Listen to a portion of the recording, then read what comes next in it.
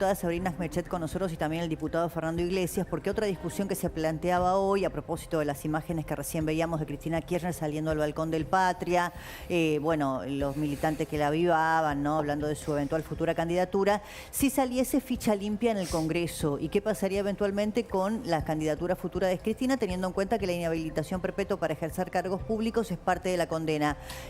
Sabrina, ¿ficha limpia sale? ¿Hay posibilidades de que pase tanto por diputados como senadores? Quiero separar esto, ¿no? Sí. Porque tenerlo así de unido es el proceso de victimización que está haciendo Cristina Fernández de Kirchner. Y como decía recién Soto, esto no es una decisión política, esto es una decisión de los jueces. Entonces separemos, porque ella lo está uniendo, porque se está victimizando y está diciendo me quieren proscribir. Claro, Nadie la quiere proscribir. no dejarme competir, Nadie la quiere proscribir. Ficha claro. limpia es una iniciativa ciudadana que Pero ya... hace 15 años que está dando vuelta, por eso no Exacto, es que está hecha para no, Cristina. no, Yo me acuerdo hace cuántos años entrevistarlos a ustedes. Por eso te lo separo, Sí, porque yo sí. entiendo que a Cristina le convenga unir ambas cosas. Pero no nos dejemos apurar por el discurso que está inventando Cristina. Nadie la está persiguiendo. Ella afanó.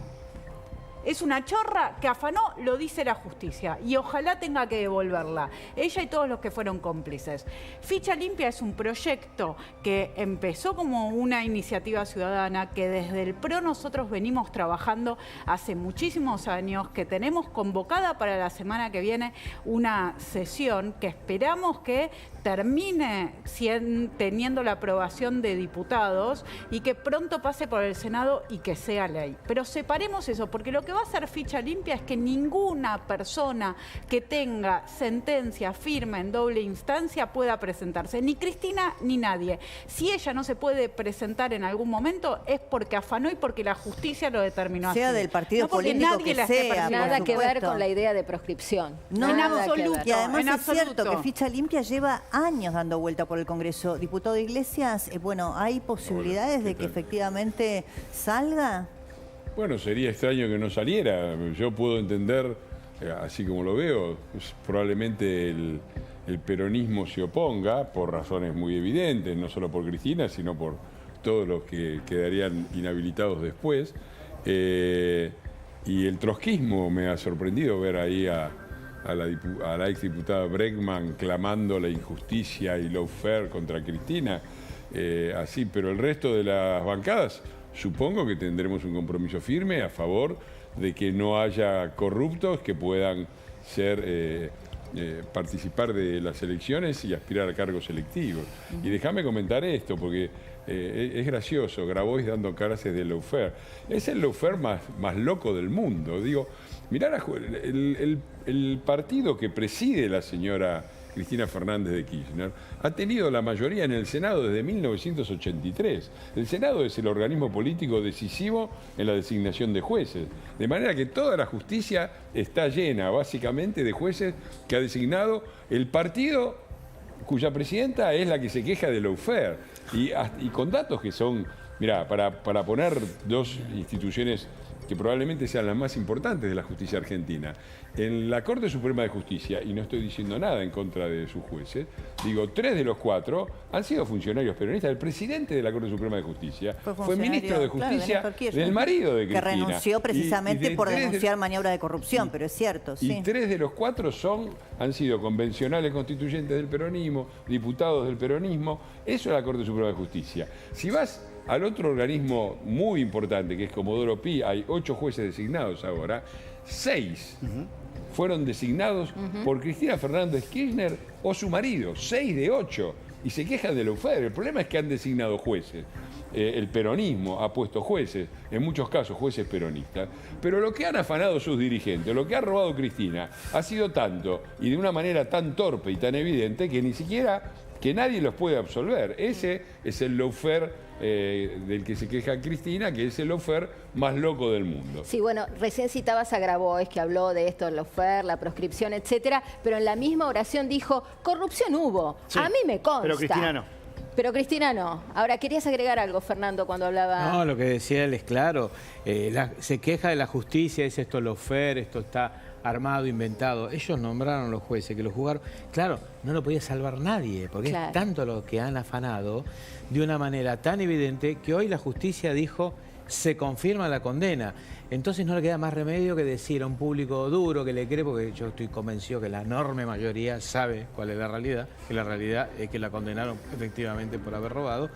Parece, Núcleo habla diciendo me persiguen, es el lawfare, nombra jueces, lo designan, se defiende, todos vimos Los todo lo que aprieta, pasó. perdón, pero lo dice Lawfare y ella. feminismo, ¿no? Y Porque feminismo. el otro Feminismo, tema sí. es, esto No me soportan pasa... que una mujer tenga razón, por eso hacen lo que hacen en Claro. Comodoro Pi. Claro. Parafraseo, pero más o menos Ese dijo es el esto. otro punto. Veamos eso, ¿no? Porque estamos ante la permanente creación de un relato paralelo, de que la están persiguiendo, de que es la víctima, de que nada de lo que sucede ella lo merece. Bueno, no. Una cosa es que ella se mude a la ficción que quiera crear, pero nosotros sabemos cómo son las cosas.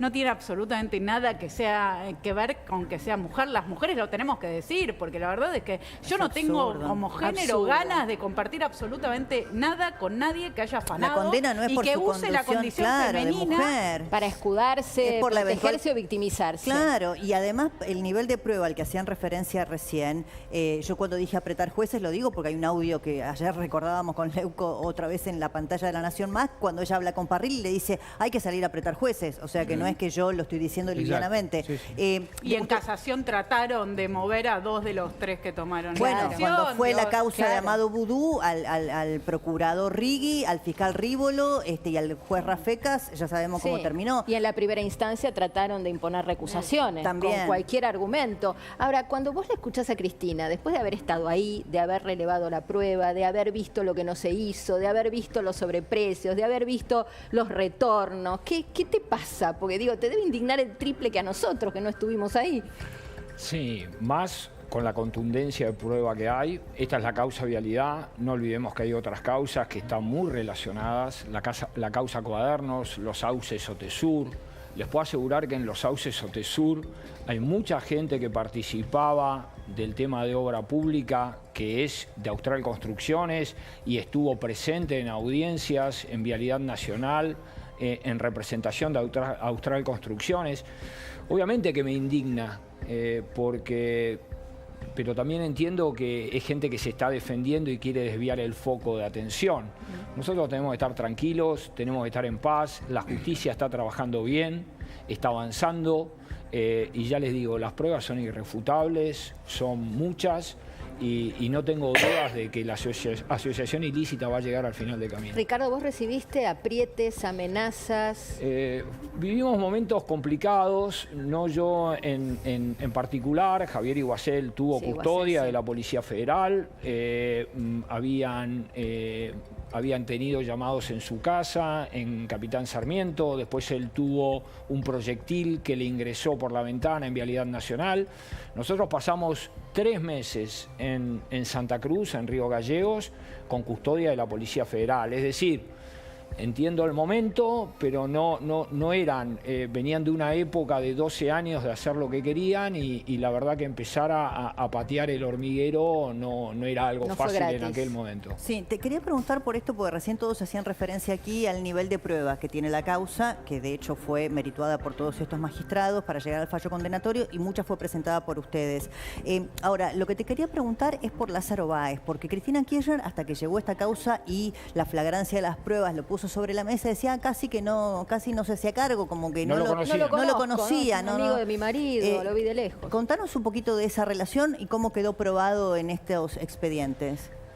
No hay duda de la relación, porque como dijimos al principio de la entrevista, Austral Construcciones se crea 12 días antes de que Néstor Kirchner asuma en el año 2003. Y después tiene un recorrido en la provincia de Santa Cruz, empieza a comprar Gobi, Can Costilla, empiezan a comprar todas las constructoras. Primero, ¿qué pasa? Empiezan a apretar desde el punto de vista de las licitaciones, las obras no llegaban, los certificados no se pagaban, los dueños de esas compañías tuvieron que empezar a vender las empresas, obviamente. Tal es así que el aglomerado de empresas de Austral Construcciones era un grupo de empresas que estaban en obra pública hacía 15 años. Para Sí, mí sí, esa es la las maniobra de cooptó. corrupción del kirchnerismo más, ¿cómo te puedo decir? Más disruptiva y más flagrante del robo, porque era quedarse con las empresas. Ese fue el plan de Néstor Kirchner. seguido por Cristina. Ese fue el plan de Néstor Kirchner y después, como dije, exportar los funcionarios públicos de la provincia de Santa Cruz a la órbita del gobierno nacional, designados por el Poder Ejecutivo Nacional, y los mantuvieron 12 años. Eso fue el puntapié inicial para después volver al terruño y en un lugar donde había tierra fértil poder hacer lo que hicieron sin ningún tipo de controles. Pues ya les digo, durante 12 años, simulando licitaciones, adjudicando a empresas que no podían adjudicarles, pagándoles anticipos millonarios a empresas que prácticamente en el principio no tenían equipos, no tenían capacidad económica. En el rubro vial hay una cuestión, por eso les digo de que no funcionan los organismos de control. Las empresas tienen un certificado de capacidad económica. A medida de que uno va siendo adjudicatario de obras viales, es como, no sé, yo tener cuenta en mi caja de ahorro y cada vez que hago una extracción por un cajero automático, mi cuenta se empieza a debitar, yo tengo menos crédito. Ellos tenían un crédito, una capacidad económica, todas las empresas de Lázaro Báez, para desarrollar determinada obra pública. Después de las 100, 50 licitaciones que les fueron adjudicadas, él seguía manteniendo la misma capacidad económica. Todo es tan burdo, todo está tan sobre la mesa, porque cuando vos pasás mucho tiempo en la gestión y tenés ese poder y esa impunidad y esa arbitrariedad, llega un momento que crees que ya nadie te va a descubrir. Claro, bueno, ahí, Fernando, lo que impacta es esto que dice Stoddard de la impunidad, es que han sido 12 años. Cuando vos empezás a robar, o llegás a la Casa Rosada para establecer una matriz de corrupción en el 2003 y ves que seguís adelante durante años sin que nada pase, ¿no? Ni hablemos de las causas de enriquecimiento ilícito, de lo que, bueno, el propio doctor Ollarvide contó, ¿no? Respecto de cómo evolucionaban estas causas. La sensación de impunidad era total. Sí, sin duda. No solo la empresa de Lázaro Báez se abrió pocos días antes, se cerró después. Sí, porque claro. se El acabó limpiar negocio. todo, ¿no? Y hay un dato muy impresionante, que es que la cantidad de recursos de obras públicas destinados a la provincia de Santa Cruz era igual a la de la provincia de Buenos Aires, que tiene 51 veces más habitantes. O sea, 51 veces más per cápita. O sea, vos podés explicar el doble. Bueno, es una provincia patagónica, el triple. 51 veces está claro que había un direccionamiento muy claro. Y por eso yo, por un lado, celebro el fallo, la confirmación del fallo. Lamento que no se la haya condenado, porque yo creo que es responsable de asociación ilícita. Como tal la denunciamos. Yo creo que hay que reconocer mucho el trabajo que hizo Iguacel y su equipo en brindar la información y en arrancar con todo esto, pero también me permito recordar que en 2008 hubo un grupo de diputados de la coalición cívica, que en ese momento era una roca fuerte de defensa de la República y de lucha contra la corrupción, encabezados por la denuncia, la encabezó Carrió, la hizo Pablo Oliveto, fue el equipo de Pablo Oliveto, y la firmamos un total de 10 diputados, entre los que estaban Toti Flores y Elsa Quirós, pero también estaba yo y Patricia Bullrich, denunciándolos por lo que se demostró después que eran asociación ilícita. ¿Y eso crees que ya es cosa jugada? Apocalípticos, denunciantes. El tema de la asociación ilícita, porque ahora va a haber apelaciones, obviamente. Por asociación ilícita. Y el fallo de Hornos en disidencia sobre el punto es consistente y uno entiende que tiene toda la razonabilidad. Pero viste que Comodoro Pi es bastante reacio a ver en un gobierno una banda de delincuentes. No hay antecedentes. La figura de condenar por ilícita es una figura difícil, resbalosa. Sí, resbalosa. Pero en este caso es muy claro, porque vos no podés pensar que ese redireccionamiento masivo de los recursos públicos, 51-1, no tenga una complicidad directa del Ejecutivo, ¿no? Y además de todas las otras pruebas que muestran la relación absolutamente directa entre Lázaro Báez y Cristina, desde fotos y el mecanismo de ingeniería, del mausoleo de Néstor Kirchner con las camperas infladas con dinero. Bueno, o sea, creo que es muy claro que debería haber sido también responsabilizada por asociación ilícita, y estoy a favor también de algo que se está haciendo en la que está trabajando el Ministerio de Seguridad y el Ministerio de Justicia, que es tomar caracterizaciones muy bien desarrolladas en Italia, que es lo que en Italia se llama el crimine di stampo mafioso, el crimen mafioso, ¿no? Que requiere determinadas características, pero acá están presentes, ¿no? El uso del aparato del Estado, la coacción permanente, una organización permanente, no una banda que se organiza para robar un banco, sino una organización que a lo largo de muchos años se dedica a extraer recursos, sobre todo de la obra pública y del Estado. Todo eso en Italia sería lo que se llama crimen de tipo mafioso. Y creo que los esfuerzos que está haciendo el Ministerio de Seguridad y el de Justicia para incorporarlo a la legislación deben ser destacados. Ahora, estaba pensando, perdón, ¿no? Porque Ricardo Stodar es, además de ser abogado, es el exdirector de Asuntos Jurídicos de Vialidad. Cuando ustedes llegaron con Javier Iguacel, ¿no? Porque es cierto, como decía acá el diputado Iglesias, que había unas denuncias previas, que ya desde el año 2008 había hecho la coalición cívica en cabeza de Elisa Carrió en ese momento y de muchos otros dirigentes políticos. Cuando ustedes llegan, ¿cómo fue toparse con todas esas pruebas? ¿Cómo fue, bueno, un poco ordenarlas para llevarlas a la justicia? Primero, la llegada nuestra fue como bastante disruptiva. Eran muchos años de que la casa se manejaba desde cualquier otro lado, menos en Vialidad Nacional. Todas eran órdenes de arriba, digamos. Fue bastante disruptivo, nos pusimos a trabajar. Una de las cosas que efectivamente encontramos que nos llamó poderosamente la atención fue que el Grupo Austral Construcciones estaba con los pagos anticipados, como mencionamos, pero tenía sus obras paradas. Ellos pararon, el día que nosotros llegamos, pararon absolutamente todas las obras, diciendo de que nosotros les debíamos plata de certificados. Fue como un escándalo bastante importante en la provincia, hubo cortes de ruta, hubo mucha gente que quedó en la calle, porque ellos trabajaron 12 años con Austral Construcciones, pero en 3 días dejaron más de 2.500 familias en la calle.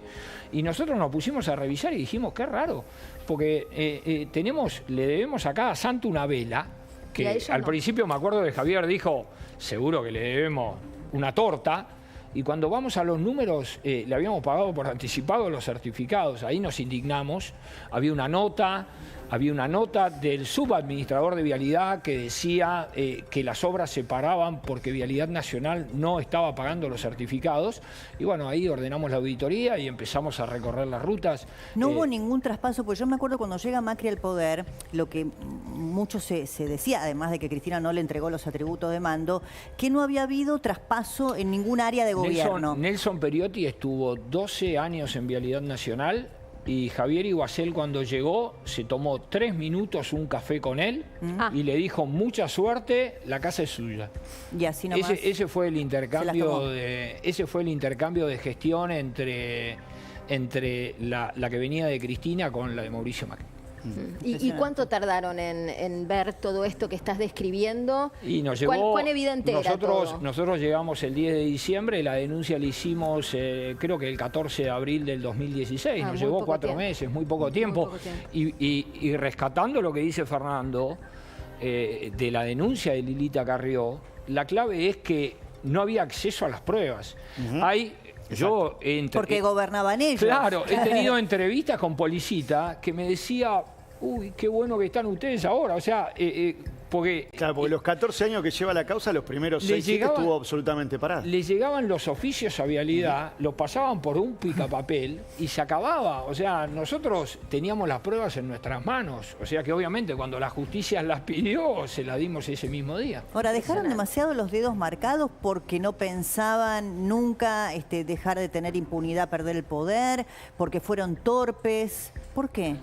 Yo creo que el poder y por tanto tiempo empieza a que seas descuidado, seas desprolijo y ya como pasó tanto tiempo y nunca te pasó nada, es como que decís, bueno, nunca me va a pasar nada. Claro, pero también hay como una cosa de perpetuarse, ¿no? Hay una frase genial de Lord Acton, creo que es el apellido. Lord Acton. El poder corrompe y el poder absoluto corrompe absolutamente. Y ellos han estado muy cerca del poder absoluto, ¿no? Lo recordaba yo ayer, al final no, por suerte no hubo sesión, pero tenía yo preparado el discurso. Cuando ellos sacan, modifican la ley de DNU para hacer que se necesiten el veto de las dos cámaras. Lo hacen teniendo mayorías parlamentarias. Es decir, ellos gobernaron en el blindando 2011, sus propios tenían vetos. Mayoría, o sea, En las tenían dos cámaras, tenían quórum. gobernadores. Tenían el quórum garantizado y la aprobación inclusive con mayoría grabada, que es el quórum garantizado en diputados, en senadores. El 80% de los gobernadores, 23 de los 27 intendentes del conurbano, que son los que organizan los tirapiedras y que voltean los gobiernos. 3 de 4 en la Corte Suprema, 7 de 8 en Comodoro Pi. Y capacidad para apretar, la CGT, además, a los los jueces, piqueteros, la barra FIP. brava de la... Digo, ese poder absoluto, Sí, sí, ¿no? Tiene un la suma problema, del que poder te público. mareás con ese poder absoluto y crees que puedes hacer cualquier cosa. Ya de por sí había Impresionante. una avaricia desproporcionada, ¿no? En todo el mecanismo está aprobado esto, porque no es solamente, era no hacer la ruta, o sea, era asignarle el primero No solamente el retorno, dinero, el sobreprecio, claro. un 40% de lo cual vos decías, estaba el retorno ahí, y lo sabemos, que digo que se cobraban primero, digamos, justamente los funcionarios que estaban involucrados, y después la ruta no estaba. Tal cual. Fernando, Sí. hablando un poco de este cuadro de situación y volviendo a la idea de la asociación ilícita, ¿crees que hay alguna chance de que prospere en la apelación o que Sí. ya es cosa juzgada? Sí, yo creo, le veo total verosimilitud a la asociación ilícita, por supuesto, pero lo que destacaba es que si hubiesen dictado una sentencia con la asociación ilícita, el fallo de casación tendría que haber sido revisado por otra sala de casación. Sí. Porque por el doble conforme, Sí, ahí sí, no sí. tendría doble conforme, No, porque no lo porque la habían primera condenado por instancia asociación no la ilícita. condena. Entonces estaría años, 3, 4 años más, con el riesgo de que toque alguna sala que interpretan las cosas muy diferentes al resto de sus colegas y que diga, no, acá no hubo delito. Entonces, Puede haber sido una estrategia también procesal. Podría haber sido, no sé si lo fue o no, pero digo, ojo que podría haber sido un desastre y seguro una pérdida de tiempo muy grande, que es diferente que si la Corte lo manda, ahí saldría diferente. Y otra cosa con lo que decía Fernando, en el proyecto de ley que vos te referís al de antimafias, que ya tiene media sanción de diputados y esperemos que pronto, en breve, lo sancione senadores, se introduce algo que ya la jurisprudencia lo está admitiendo, que es el decomiso anticipado. Como los juicios, Sí. estos juicios demoran 10 años, este no demora tanto, 8 años, ¿no?